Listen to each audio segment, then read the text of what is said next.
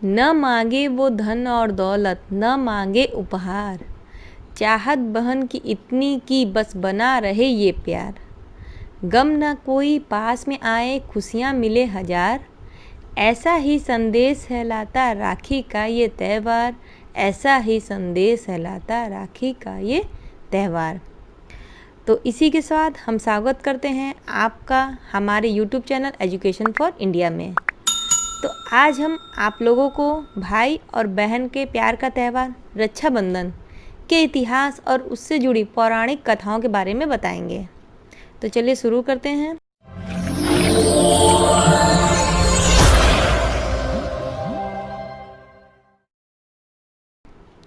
रक्षाबंधन भाई बहन के प्यार का त्यौहार है और एक मामूली सा धागा जब भाई की कलाई पर बंधता है तो भाई भी अपनी बहन की रक्षा के लिए अपनी जान न्यौछावर करने को तैयार हो जाता है। तो क्या आप जानते हैं कि रक्षाबंधन का इतिहास कितना पुराना है? तो रक्षाबंधन का ये जो इतिहास है यह बहुत ही पुराना इतिहास है जो सिंधु घाटी की सभ्यता से जुड़ा हुआ है। असल में रक्षाबंधन की परंपरा उन बहनों ने डाली थी जो सगी नहीं थी। भले ही उन बहनों ने अपने संरक्षण के लिए ही इस पर्व की शुरुआत क्यों न की हो, लेकिन उसकी बदौलत आज भी इस त्यौहार की मान्यता बरकरार है।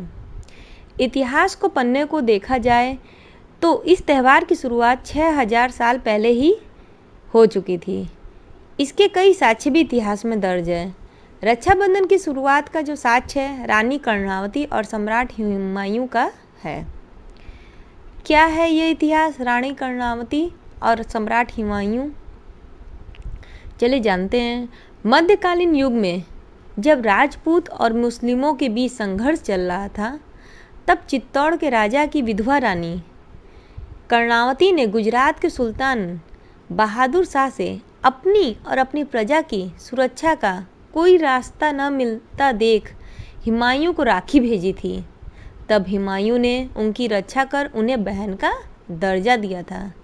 तो यह था रानी कर्णावती और सम्राट हुमायूं का इतिहास जो रक्षाबंधन से लेकर है। नेक्स्ट जो पौराणिक कथा है वो ये है सिकंदर व पोरस की कथा। तो चलिए जानते हैं क्या है ये कथा। सिकंदर की पत्नी ने अपने पति के हिंदू शत्रु पुरु को राखी बांधकर अपना मुंह बोला भाई बनाया और युद्ध के समय सिकंदर को न मारने का वचन दिया। पुरु ने युद्ध के दौरान हाथ में बंधी राखी का और अपनी बहन को दिए हुए वचन का सम्मान करते हुए सिकंदर को जीवन दान दे दिया। सिकंदर व पोरस ने युद्ध से पूर्व रक्षा सूत्र की अदला बदली की थी। युद्ध के दौरान पोरस ने जब सिकंदर पर घात प्रहार हेतु अपना हाथ उठाया था तो रक्षा सूत्र को देखकर उसके हाथ रुक गए और वह बंदी बना लिया गया। सिकंदर ने भी पोरस के रक्षा सूत्र की लाज रखते हुए एक योद्धा की तरह व्यवहार करते हुए उसका राज्य वापस लौटा दिया। अगला जो पौराणिक कथा है वह कृष्ण और द्रौपदी द्वारा। एक उदाहरण के रूप में कृष्ण और द्रौपदी को भी माना जाता है। कृष्ण भगवान ने राजा शिशुपाल को मारा था। युद्ध के दौरान कृष्ण के बाएं हाथ की उंगली से खून बह रहा था। इसे देखकर द्रौपदी बेहद दुखी हुई और उन्होंने अपनी साड़ी का टुकड़ा चीरकर कृष्ण की उंगली में बांध दिया, जिससे उनका खून बहना बंद हो गया। कहा जाता है कि तभी से कृष्ण ने द्रौपदी को अपनी बहन स्वीकार कर लिया था। सालों के बाद जब पांडव द्रौपदी को जुए में हार गए थे और भरी सभा में उनका चीरहरण हो रहा था तब कृष्ण ने द्रौपदी की लाज बचाई थी। अगला जो पौराणिक कथा है वह है श्री गणेश और संतोषी माँ की। भगवान गणेश के बेटे शुभ और लाभ एक बहन चाहते थे। तब भगवान गणेश ने यज्ञ वेदी से संतोषी माँ का आह्वान किया। रक्षाबंधन शुभ लाभ और संतोषी माँ के दिव्य रिश्ते की याद में भी मनाया जाता है। यह रक्षा विधान श्रावण मास की पूर्णिमा को प्रातःकाल संपन्न किया गया था। तभी से यह रक्षाबंधन अस्तित्व में आया और श्रावण मास की पूर्णिमा को मनाया जाने लगा।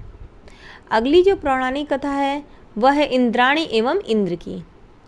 भविष्य पुराण की एक कथा के अनुसार एक बार देवता और दैत्यों मीन्स दानवों में 12 वर्षों तक युद्ध हुआ, परंतु देवता विजयी नहीं हुए। इंद्र हार के भय से दुखी होकर देवगुरु बृहस्पति के पास विमर्श हेतु गए। गुरु बृहस्पति के सुझाव पर इंद्र की पत्नी महारानी सची ने श्रावण शुक्ल पूर्णिमा के दिन विधि विधान से व्रत करके रक्षा सूत्र तैयार किए और स्वस्ति वाचन के साथ ब्राह्मण की उपस्थिति में इंद्राणी ने वह सूत्र इंद्र की दाहिनी कलाई में बांधा, जिसके फलस्वरूप इंद्र सहित समस्त देवताओं की दानवों पर विजय हुई। रक्षा विधान के समय निम्नलिखित मंत्रोच्चार किया गया था, जिसका आज भी विधिवत पालन किया जाता है।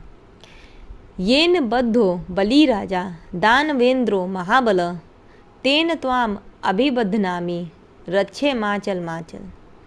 इस मंत्र का भावार्थ है कि दानवों के महाबली राजा बलि जिससे बांधे गए थे, उसी से तुम्हें बांधता हूँ। हे रक्षे मतलब हे रक्षा सूत्र, तुम चलायमान न हो।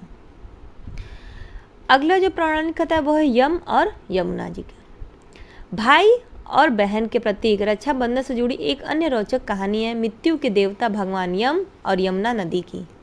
पौराणिक कथाओं के मुताबिक यमुना ने एक बार भगवान यम की कलाई पर धागा बांधा था।